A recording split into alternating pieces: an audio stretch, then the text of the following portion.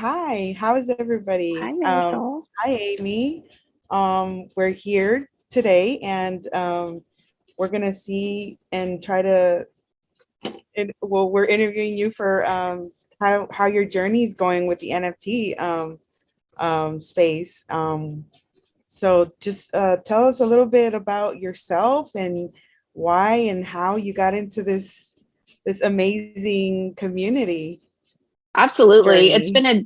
been a journey. I'm going to share my screen here and maybe tell you a little bit about my background and how I got Yeah. started into NFTs and go from there. But it is great to be here and thank you to you and Sean and Andy for putting all this together. It's been wonderful. So let me share my screen here. And there we go. So Awesome. my name again is Amy Johnston, and I am an artist and designer.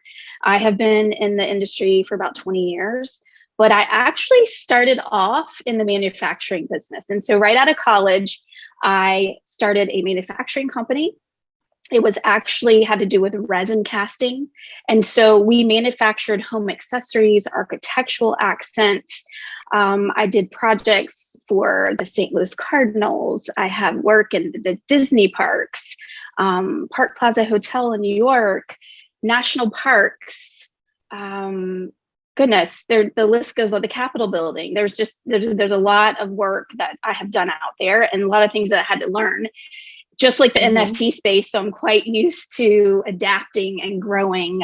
But chemistry was involved, the manufacturing process. And I sold that business and retired from it not too long ago. And I extracted what I was really passionate about in my business, and that was art and design. And so in the beginning, I had degrees in business and Spanish, and art was always a passion, but I didn't think I could make a living doing it. And that's the story, right, of all artists Right, and the right. starving artist aspect. And I was one of those with that thought process. Well, I ended up channeling all of my passion of art and design and designing all of my products. And I still do that today. And so some of my friends are going to be surprised with some of the things that I create that I don't necessarily share on TikTok. But I come from a more traditional high-end home decor world, part of it. And I design to this day drapery hardware and home decor, wall decor, that type of thing. I also develop high-end finishes for the home furnishings industry. And so those finishes have to be funneled into the manufacturing process. They have to have a certain amount of steps. And then I work in mediums of glass and crystal and resin and wood and metal and steel, and the list goes on. But I really have to adapt with my process and the way that I create these finishes so that they look the same on all different types of materials. So a lot of my friends in the NFT space have not seen this side of me. So I'm going to show 3 random projects that have launched in the past couple of weeks. This is one of them in the home furnishings industry. And then you've seen probably on TikTok, I've worked on a craft brewery that's launching next week. And this is all has to do centered around the CB450 motorcycle. So I had to do a lot of research and learn about the mechanics, the types of helmets they were in the 60s and 70s, and really kind of put all these elements together for what my client was requesting. I also showed this on TikTok the other day, and I guess I've been channeling retro design recently in the last several weeks, which is okay by me because I think it's great fun. But I did this T-shirt over here. I do branding and programs for a show ski team, a water ski team. They get points for the shows they do all over the country to present. And their announcer is always has a theme or is dressed like something. And so their idea was to create a shirt somehow, something they could wear outside when it's 100 degrees.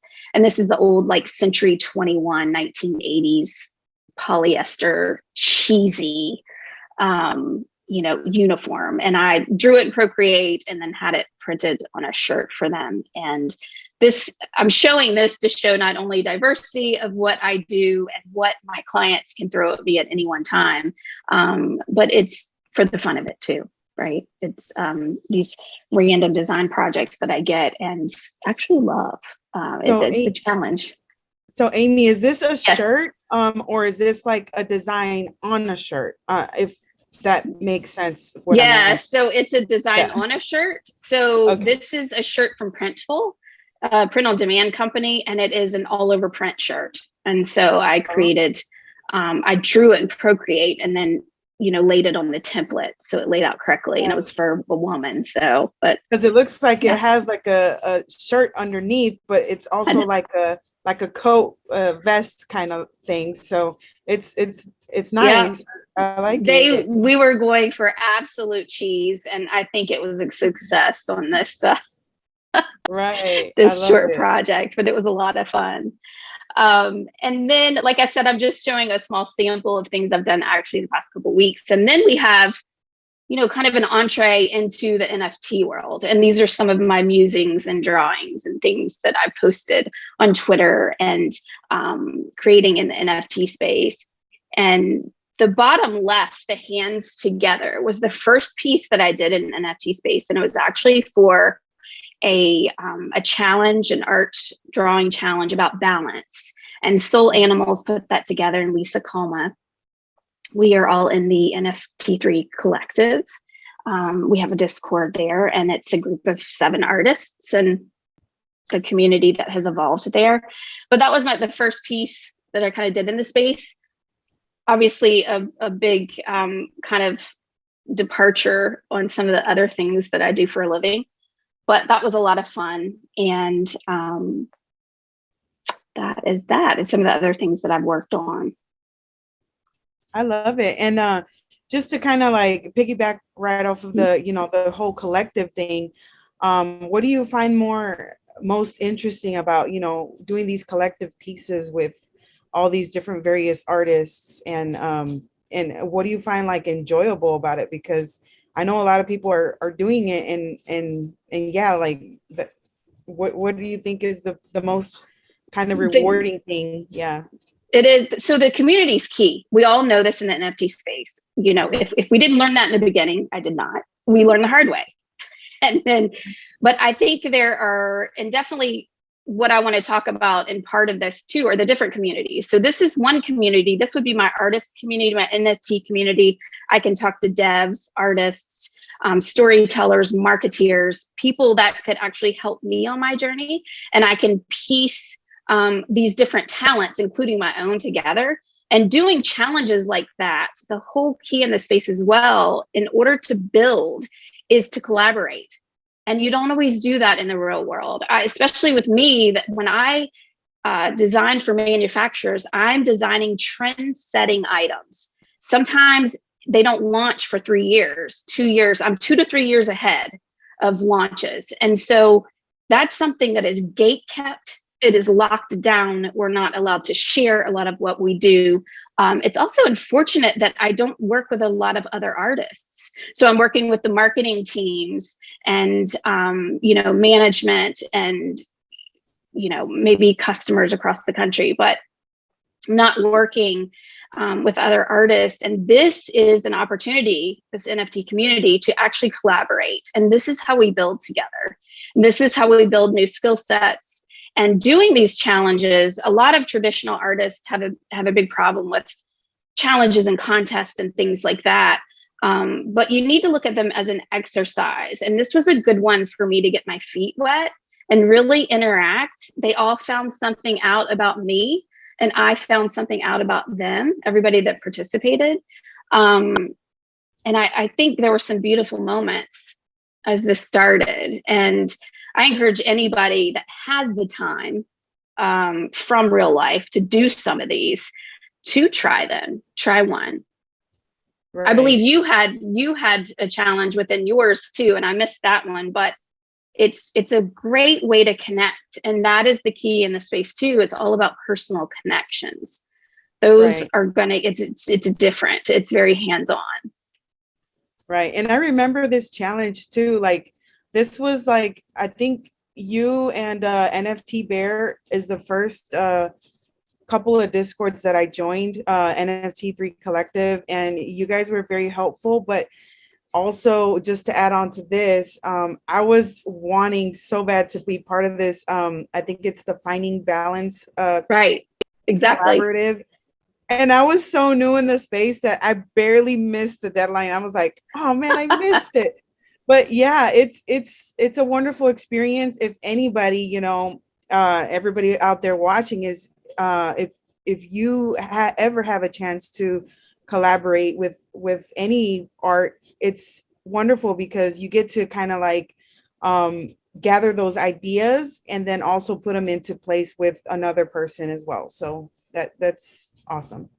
Absolutely. And this community for me, the NFT community, is one about building. And so I use that community to build off of new skill sets and to interact and collaborate. Whereas my actual customer for an NFT collection would be probably in another space. So I want to talk about that. It's interesting because I think some of us are missing the boat between Web 2 and Web 3. We jumped ship from Web 2 because all of us want change. We want systems fixed. We want change in general. We want inclusivity. But when you jump ship like that, you're not bridging the gap and you lose that whole customer base, actually where you came from and what you may function in every day. And you're losing that chain of events that can happen in between. So that's a big takeaway for me in the NFT space. And I started in December and I have, steamrolled through learning, but I've actually jumped back a little bit to start connecting those dots, which I think is huge. And when I started, we're going to let the cat out of the bag. Okay. We got to talk about fails, right? Because we're only as good as the failures we make. So I came in this space in December and saw Sydney post, was seeing some others, somehow magically hooked up with the NFT3 Collective. And just like souls that are in that group, you're one of them, right?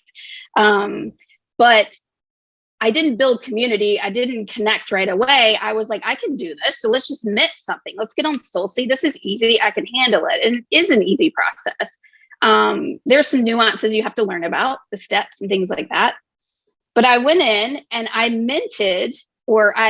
listed this mother butterfly collection. It's on the right-hand side with the leaf lady and butterflies and things. And it was this whole scenario of, mother butterflies like Mother Nature. And she had these tokens under her, which represented different things. And actually every drawing has hidden elements down in the trees and things like that. I had some MP4s that were listed. So I went through the process, and as we know, it can be tedious depending on how many you're listing. But I went through the process, and on a couple of them, one in particular, I mislisted the price. And when I say that I had a typo, it was bad. It might as well have been free. And so I didn't catch it until later, but I went through and I listed the entire collection.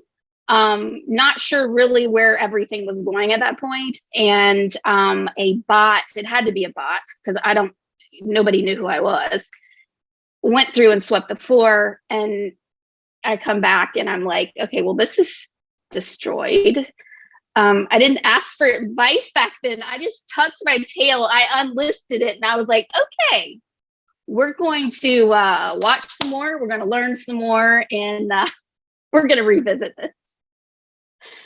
I don't know what I would tell my former self in December, but not many people know that happened. So. Right.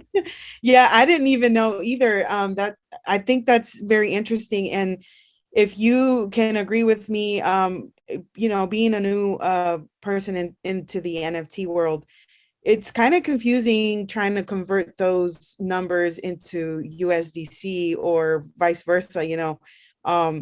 I myself, it took me about 4 months to actually list the collection because I was like, wait a minute, well, I need to break down those numbers and not only that, but also include, if you are providing utility, include that into those numbers as well. So I totally understand how this could have went wrong in so many levels. But yeah, I mean, you made it through, and now you're understanding and learning as you go. So that's the winner right there, because that's all we're here for, is to be able to learn throughout the journey, and also educate others on not making the same mistakes. So Absolutely. I think, one important thing to realize about this space, and if you're creating, so there's different ways that NFTs can be appealing to you or anyone else. And the first one is just art. That's one of those I still hold. I still enjoy buying NFTs just for art. I love the beauty of it. I'd love a t-shirt with it too, or something fun, just to, be proud of what I bought. But I could care less about utility or anything else. It's art.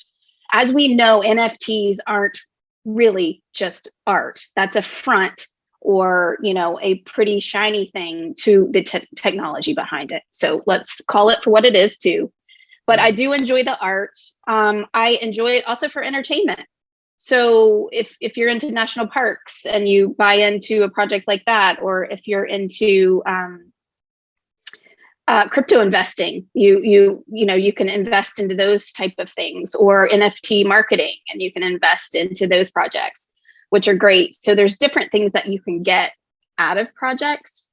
And I think it's important to kind of recognize that. But the ultimate reason that we should all question why we're here is not for the money grab, because we all came in for a new revenue stream. Let's be honest. We all did. We came in from we were intrigued. We came in from a new revenue stream.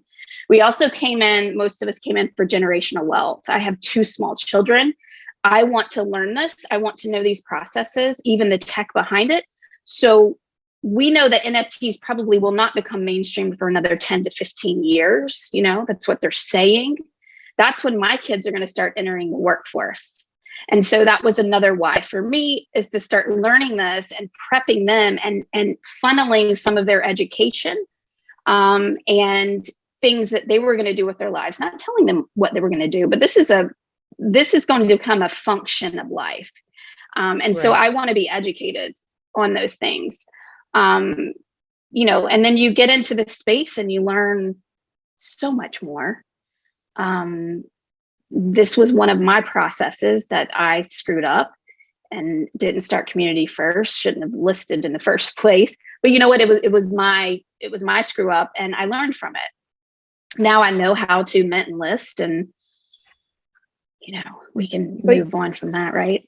But you know what, Amy, you say, I hear a lot of artists say, I did things backwards and stuff like that. But there has been projects where, there's been successful projects where they did things backwards. Like they listed their project and everything. I just believe, just keep that resilient mindset, and just, keep going, and just kind of regather yourself and figure out where you can start right back up, like whether it's community or anything else. Yeah, there's going to be always, mistakes and things that you come along the way, but I think the way you bounce back is the most important valuable aspect of it. So Absolutely. Absolutely. And I'm a builder. I like to build things. Right. I love to create things. I like ground floor up opportunities, grassroots. This is one of those. And so, you learn from that as you go, right? Right. But I think one of the conversations that you and I can have too is, I really wanted to talk about kind of some 3 main things that I've found in the NFT space. First of all, the main takeaways, why you should be building in Web3 and with NFTs, and then kind of how you do that. So I think those have been important aspects to me. Maybe there'll be some nuggets of wisdom for someone else. We'll see. But I think my main takeaways from the NFT space, we have to know that I am speaking from an artist designer. I'm also a business person. I've owned a manufacturing company, so I'm well versed in business. But mostly coming from art and design. And the first thing is find community. And we already talked about that. But that is very, very important. And in order to do that, you can do that on places like Discord and Twitter and places that we are.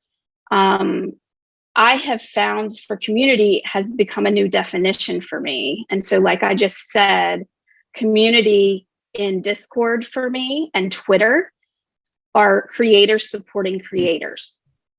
And so it kind of becomes this incestuous pool. That sounds like a negative comment, but it's not. But it's this, circulating, supporting pool of people that are challenging me. I'm challenging them. We're challenging each other on gaining new skill sets, learning new avenues in NFTs and DAOs and all of the things that we can put into place and how we can fix broken systems.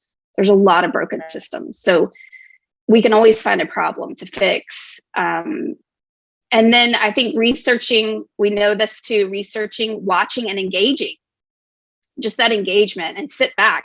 That's going to help you find your passion and the value that you can bring to the space. And it's very important that you have to learn what your value is, because you don't have to do everything. You can be part of a team. You can run a team. You can just be a collector. There's so many, you can be just in marketing. You can be, a mod. There are so many things that you can do. Pick your passion. And I think that's important. That's going to fuel what kind of value you can give the space. But you also need to know what the space, what value it can give you. I think it goes both ways.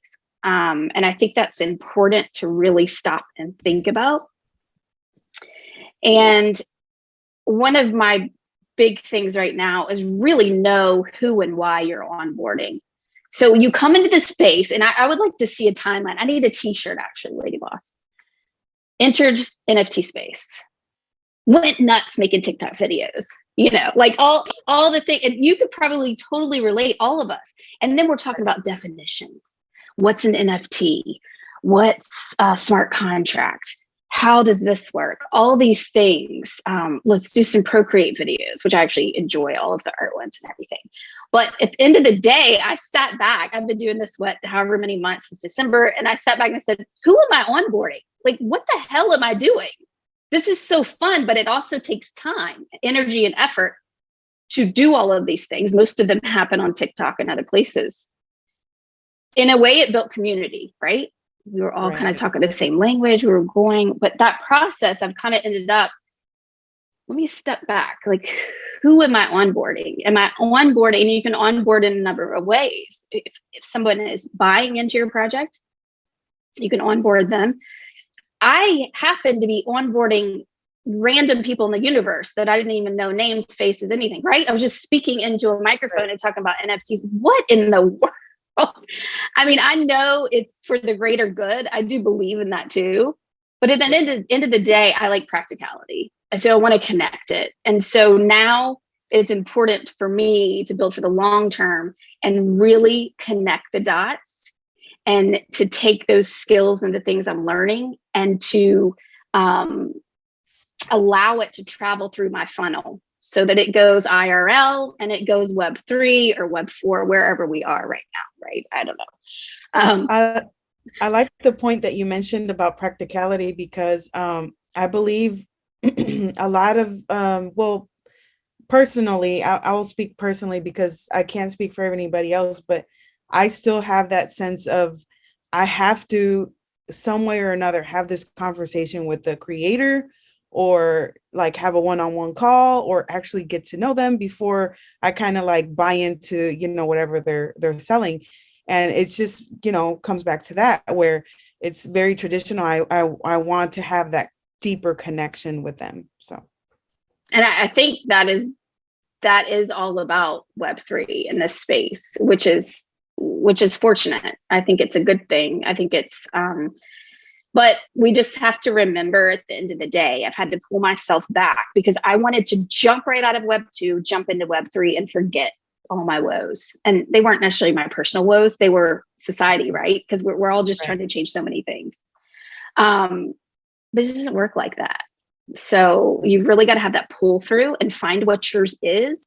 So even if you're like a masseuse and you work at a spa, or you're an automotive repair person or mechanic or something like that, there are ways that you can take NFTs, have conversations, and actually incorporate them into your everyday life or the job that you hate right now. You know, there's a lot of people trying to change jobs and careers, and I can completely understand that.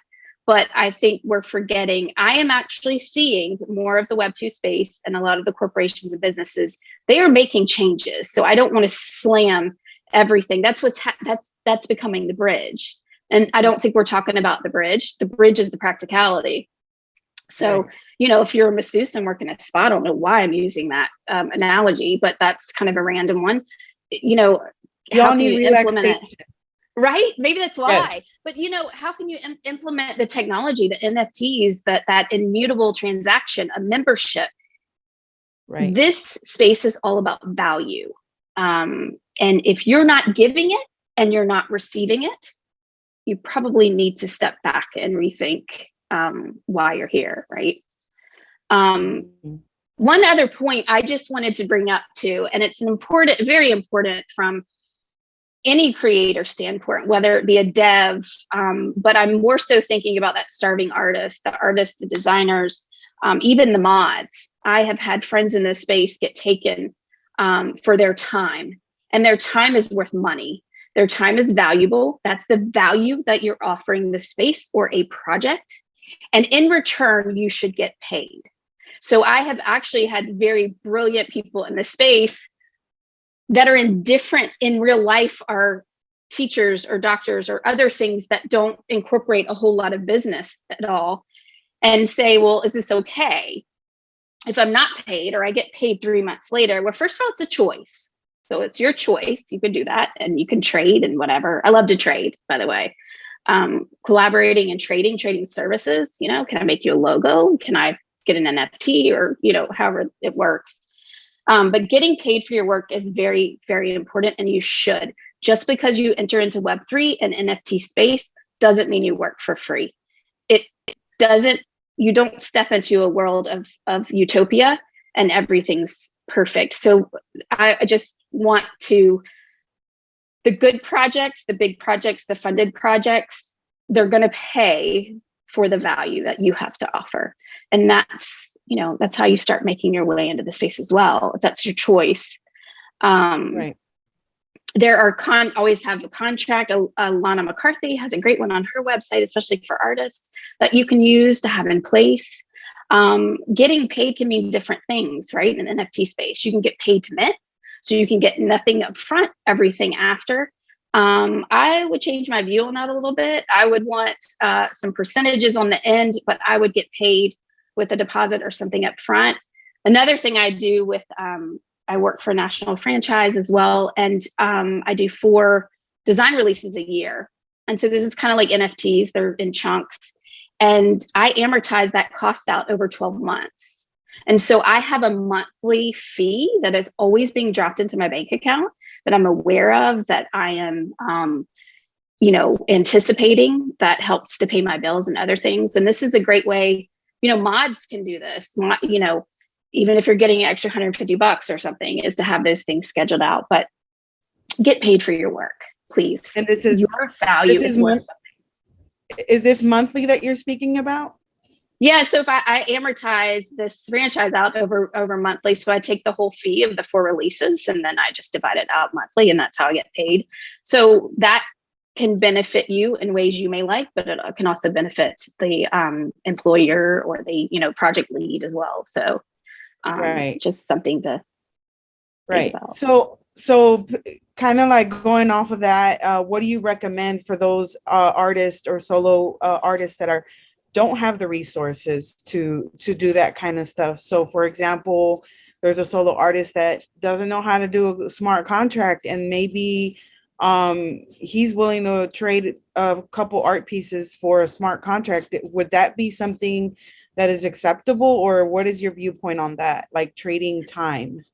I I think it guess. is. So let's take an example. Let's say I'm going to launch an NFT project and I have smart contract. I want to do the ERC 2891 because that has to do with royalties more so in perpetuity. I'm big into smart contracts and the technical aspects of those. I think they're the future, and you can control a lot of things. That being said, I would approach someone like Selvin in the space, who's just such a wonderful person to collaborate with, and try to trade with him a little bit. I always like to offer, if someone is giving me value, I want to give you value in return. And what is it that I can do for you? I think it's a great thing to barter with. I think that's the collaborative spirit of Web 2. So I don't think that part of it's necessarily working for free and not getting paid. Right. I'm more so talking about just freelance type of work, someone approaching you, or, if you're a group of friends that decides to start an NFT project, that's a startup, that's different. You don't get paid. You work your tail off. That's what you do. But absolutely, that's what I would do. I would say, this is the smart contract, the research I've done, I've put this together.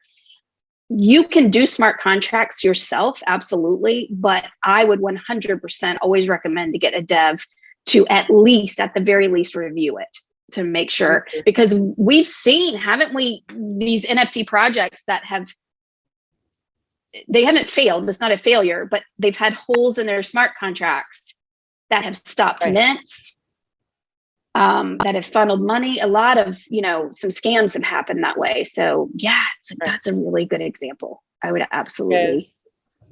Well, yeah, I mean, thank you for answering that. It's amazing how there's plenty of opportunities for, people that don't have the resources, and also people that, let's say, you don't have nothing to offer for value, and you have to do the monetizing part where, that comes in. But, a lot of times there's so much talent in the space where you do have that option to kind of like barter that. So Absolutely. amazing. And I'm here for all of it. It could be marketing. It could be anything, advice, a consulting 30 minutes or an hour. And, can I draw you a logo? Can I create some content for you? Can I be a storyteller? Right. I think that's another thing on an NFT project that a lot of people forget about. It's kind of like either you're an artist or a dev. Like, it sort of seems like the polar ends of it. Right. But there's so much more that you can contribute. And just that storytelling, marketing connection aspect is huge with it. Everybody knows in the space too what NFTs are and why we want them, right? We're not here to necessarily talk about that. But I think if you're in this space, one of my kind of platforms, I have a couple platforms, but it's building. Yeah. It's absolutely building. And I'm here for the long term. And so, to create an NFT collection, have them sell out, the space is changing. It's changing constantly, and it's going to evolve. And we're not where it needs to be yet. We're nowhere close, right? So, but we're all building in the process and learning and pivoting and changing the way things work. But you need to know why you're here and why you're building. And if it's for the peer-to-peer transactions, the censorship resistance, I'm here definitely for broken systems all across the board.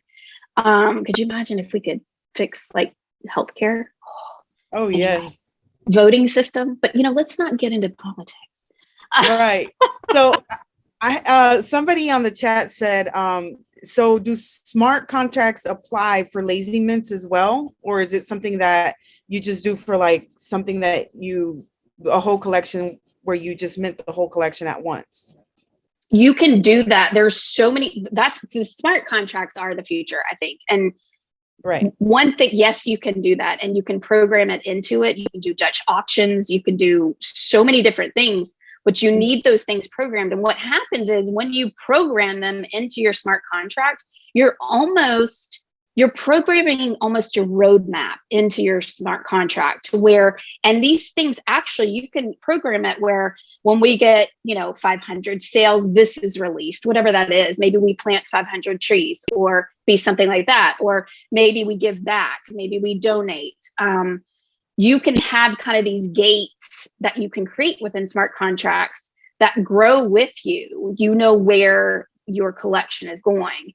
And the biggest thing when I got in was generational wealth. We all talked about that. You see, we've kind of piped down on that a little bit because we've all found out that, these listing websites, OpenSea and SoulSea, they serve a great purpose, but they're very web too. I mean, let's just chop the cherry tree. They are. Yeah, they let's be real. They control everything. They have their own smart contracts. You are not in control. Now, if you're going in and listing an NFT collection, you're flipping and you're buying and selling for a little while, or a stint of time, you're fine. You make money, you flip, you sell, whatever. It's fun, it's lucrative. A lot of people have it's been lucrative for them. I think that's fantastic.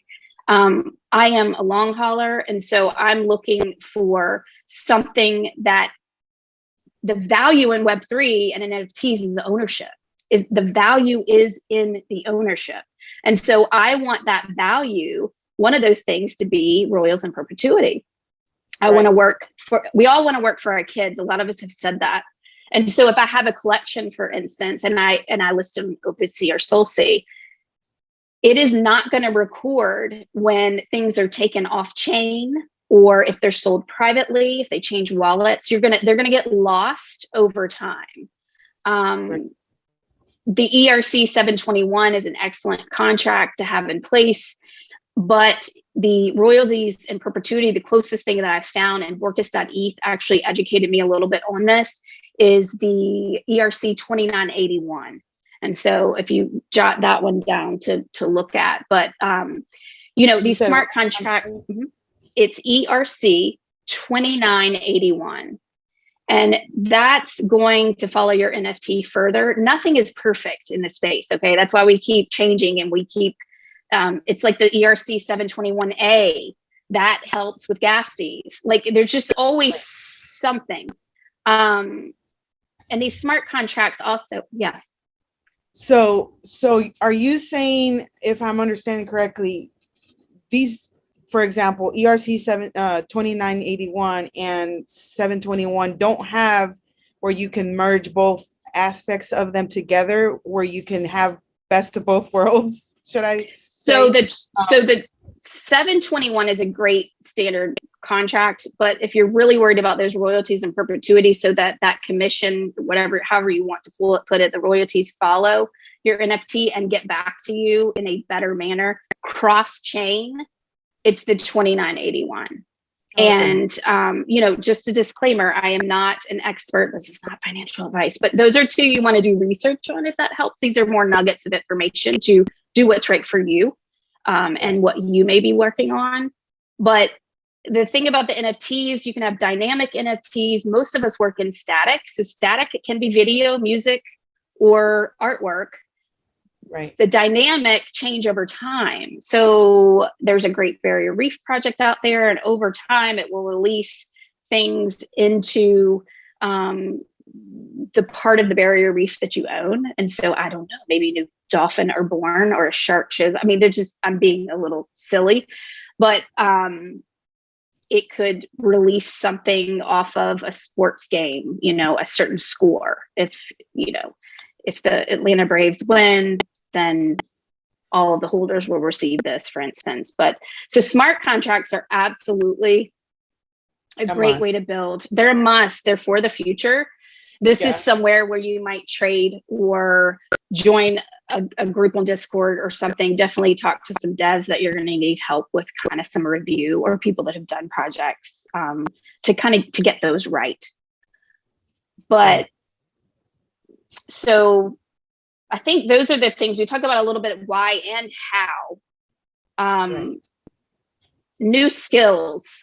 So what I'm doing in my process, I have an IRL job. It's my business, my design business. And I am actually onboarding and bridging the gap between Web 2 and Web 3. I'm going to call it that for better lack of better words, with new skills. And so I was not offering AR, VR, augmented reality experiences for my customer. These are brands and branding and marketing and things that I'm putting together for companies. And they're looking for new, different, exciting. And when I bring these skills to them that aren't readily available in the Web 2 thought process, they're blown away. So that craft brewery I'm working on, this is kind of an older crowd that's going to be hanging out in this brewery. It has to do with retro style motorcycle, but we're going to scan the beer glass, the pint glasses with the logo. We're going to scan those, and we're going to have video from the early 70s of some of these cafe racers. We're going to have a merch store. When you scan the coasters, the merch store is going to pop up in front of them, and they can choose merchandise. And think about if you're sitting at a bar, I mean, that's just fun. You know, it's a little Right. bells and whistly. But that's okay. They're loving this. It's no more than making a fancy logo or putting glitter on a sign. You know, Right, right. they're paying me to do these things and to bring these new skills. They're not all brand new. Let's be honest. Some of like the QR code. Okay, that's been around what 10 to 12 years at least. I remember when it came out. It's like, okay, that's cool, but what? Now we're using it like crazy. It's so. Right. That's how you can really, yeah, exactly. But that's how you can really bridge the gap between IRL, like Web 2, Web 3. And what's happening is to my clients that are everywhere else but Discord and Twitter, they are literally being onboarded. They're learning the things of the future and what's to come, and it's pulling them through that funnel. And I'm going to be there with them. So, and guiding them through that. So that's more business. And one of the other things I think I really wanted to touch on, I think I talked about onboarding, which is really important. Part of the onboarding and social media. So let's talk about this for a second. I talked about the two communities that are really powerhouses for me. And one is Twitter, Discord, you know, the collective. Those are my skills, my NFT building, that type of thing. And then we're going into, I'm going to other, so you've got, here's the thing. Let me back up a little bit. Back up. I get so excited. You have to meet the people where they are. Meet the people where they are.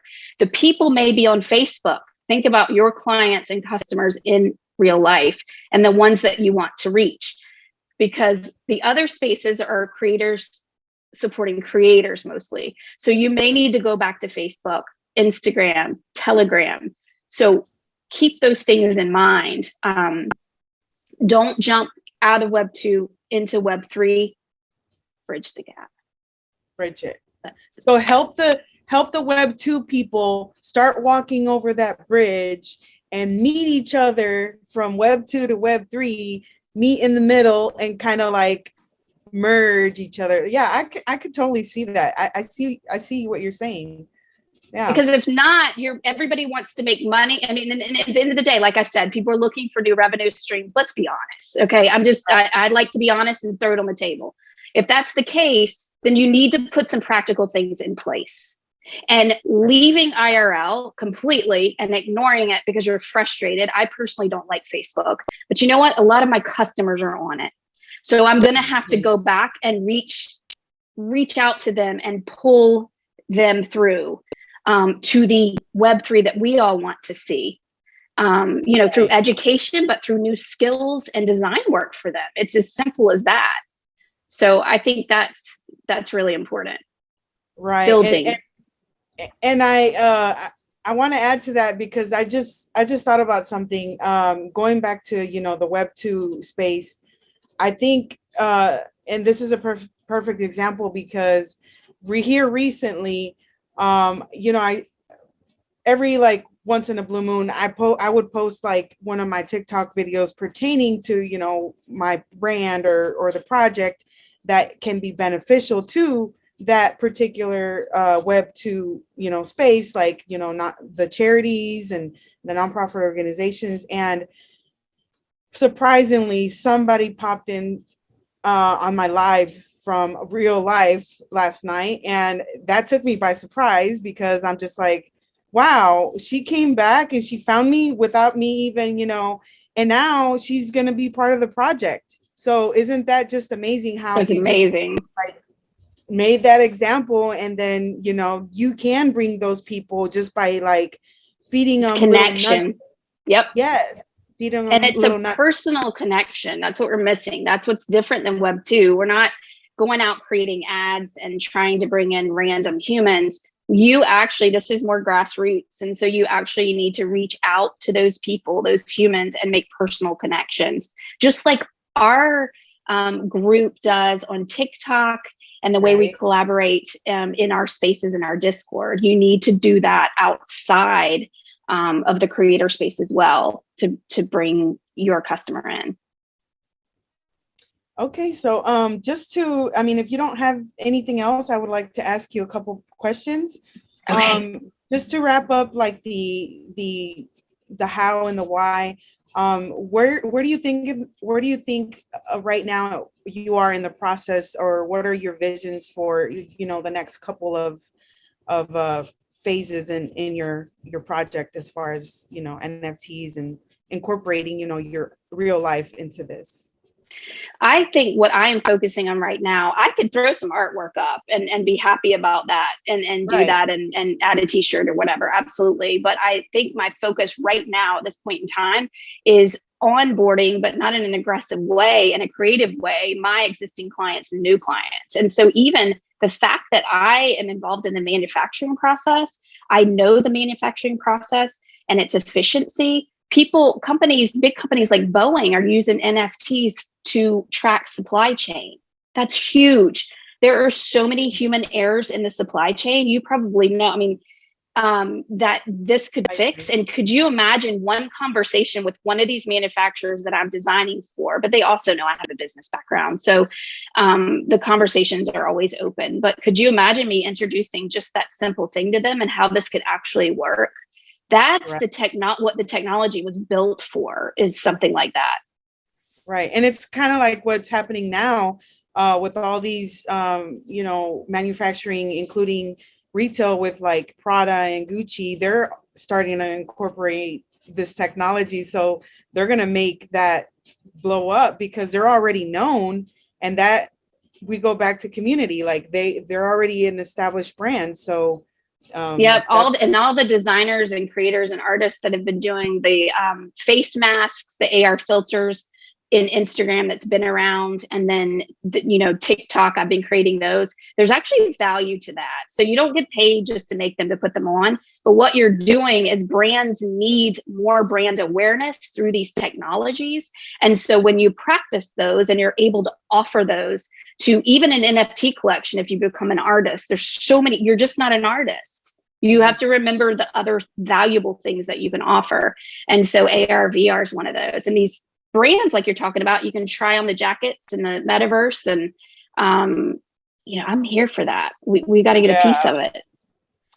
okay. So, and then the last question, like, official question would be, what would you change and I think you already spoke a little bit about that, but can you kind of like reiterate, what would you change in this space and from what you have learned, what would you change? Mindset. Don't bring your Web 2 mindset up in the Web 3 mindset. Right, It's right. a business. If you create an NFT project, it is a business. And so think about the longevity, because I don't think, even though I have a background in business and can absolutely, you can start, do you have the longevity for it? Do you have the commitment it takes to run a true project? If you don't, be honest with yourself, right? And create art, create something else, create merch, create something else behind it, because beautiful is beautiful. And there are always going to be us that participate and buy into that. So I think mindset and long-term growth and learning is very important. This is not a money grab. Right. Right. It takes time. It takes time, It does. definitely. Um, So just a quick like rundown. I have like some fun questions for you. And then we're gonna jump to the Q&A real quick because I don't know how much time we have, but I think we're about I up. don't see a timer on here, but I know we're very close or we're probably past, but what is like Batman or Robin? What would you be like, Batman or Robin? It's just random, Batman. questions. Batman. Yep. Okay. Dogs or cats? Dogs, 100%. Sorry, cat people. Sorry too. What would you, when you were 10 years old, what did you think in your mind that you wanted to be when you were that age? A maker, creator, builder of all things. Absolutely. I started businesses that young, so I knew it. Okay, and then the last one for the grabs is if someone made a documentary or a video about your biography, who would you pick in Hollywood to run your role or to act your role? Oh my goodness. That's a fun one, huh? Who's the actress from Serendipity? Is that the movie with I don't know her name. Oh my gosh, I don't pick her. What's her name? That's gonna bug I don't know. Yeah, I'm gonna have to look it up. So I don't really know. If you go off personality, that's a hard one. What would you pick? Does everybody know what they would pick? Wow, that's hard. I think I know who I would pick. I think I would pick, well, not because she's only my favorite, but I like J-Lo, how she acts. That's okay. not I like everybody's that. fond She's of her. strong. Yeah. Not everybody's fond of her, but Well, you know what? People used to call me Punky Brewster when I was little. I shouldn't have let that cat out of the bag. Don't start calling me Punky. But no, I think my younger self, I would have been Punky Brewster. People aren't old enough to remember her, probably. Okay, and then we have 3 questions from the Q&A audience. Yes, Kate Beckinsale or whatever. Homer got it. I just saw that pop up. Homer? I didn't see the thing. That's her. That's who I would get to play it. Hands down, done. Thanks, Homer. Kate Always to the rescue. Kate Beckinsale or Stallers. I don't know. Yeah, he's amazing. He's got all the juice. Okay, so the audience asked if Amy, I'm passionate on helping women in the NFT space. How can I help you achieve your goals? Help me achieve my goals. Your goals. Or yes. As an NFT artist, I think collaboration. I think that's key in this space because you don't get that in Web 2. And artists don't do much of that. Right. So collaboration, but of all things, what we were talking about. Yes. Right. So as a woman, you would want more people to collaborate with you. You know what? I'm gonna make some people mad here. I don't see women and men. I know it's an issue in this space, but I was brought up by a dad with 2 girls, and we never saw. I was in that male-dominated manufacturing world, and I had a blind eye to the ridiculousness going on. So I don't really look at that. But as a one for you, this person, I would absolutely love the help from her. And collaboration. I think support for artists, if I'm on the side of the artist, is these technical things. So technical skills, smart contract education, these type of things, and maybe some marketing. Right. And this just as a reference, this was a guy, it's Crypto Drew that asked the question. Oh, thanks, Crypto Drew. Yeah. So see, another a person's a person. Yeah, like next question, right? Yeah. Sorry, no, I kind of like diverted, but totally agree with that because I had the same experience where most of my life I've worked with men and with the criminal justice background, and when people mention women, I'm just like, no, guys can help women too. Like we're all equal here. But anyway, what the next question is, what do you see as the future in the NFT space? And I think we kind of covered it a little bit. So yeah, I think the future as it gets incorporated into real life, into everyday life, is going to be something it's going to be more practical. It's going to be, you've heard the examples of the barber shop or the automotive place, or, hopefully it could turn around something like Netflix or subscription services where the ownership in those things, instead of just paying out these monthly fees, like I have a bajillion, maybe there's more ownership and value involved, and building and community feedback. So there's a lot. It's more of a collaborative space, and these NFTs will provide some more technical know-how, these immutable things, cutting out the middleman, the third party. It's going to allow us. You'd like to think it's going to allow us to enjoy life more and take out some of the drama. Right. That's that's absolutely correct. I think incorporating this in real life, it's going to kind of like make things easier as I can imagine, but we'll see where it goes, right? So next one is, who is your favorite NFT artist or favorite NFT influencer? I know that's putting you on the spot. Not fair. I love everybody. Can I say that in this utopia? No.